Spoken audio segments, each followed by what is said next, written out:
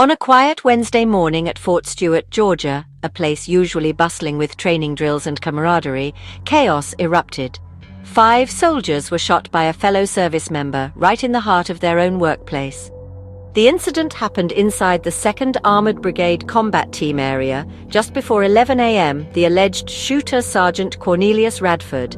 He's 28, an automated logistics sergeant, and until that day, he was known mostly to his co-workers. Radford used a personal handgun. How he managed to bring it onto the base remains unclear. What is clear is the shock and pain that rippled through the Fort Stewart community, which is home to the Army's 3rd Infantry Division and over 10,000 troops and families. The shooting lasted less than an hour. It started just before 11, and by 11:35 a.m., witnesses had acted. Other soldiers, his colleagues, didn't hesitate. They tackled Radford and subdued him, putting themselves at risk to protect others. Thanks to their bravery, the shooter was in custody before more lives could be lost. All 5 injured soldiers were rushed to the hospital. 3 underwent surgery. 2 were transferred to Memorial Hospital in Savannah.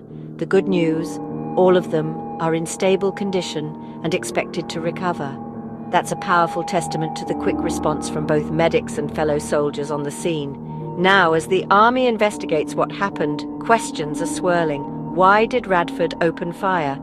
According to people who knew him, Radford had faced relentless bullying over a stutter, starting from his earliest days in the military. Former co-workers say it went on almost non-stop, something he'd endured since his training days at Fort Lee back in 2018. There's also news that Radford was arrested in May for a misdemeanor DUI, but his military chain of command didn't know about it. Was this a missed warning sign? That's something investigators will have to dig into. Leadership at the highest levels has responded. President Trump was briefed soon after the shooting. The Army's Criminal Investigation Division is on site, promising to prosecute the case to the fullest extent of the law. But for many, the real story is the heroism shown by those who ran toward danger. 6 soldiers who helped stop the shooter have already been awarded medals for their courage, honored by the Secretary of the Army in a ceremony just a day after the attack.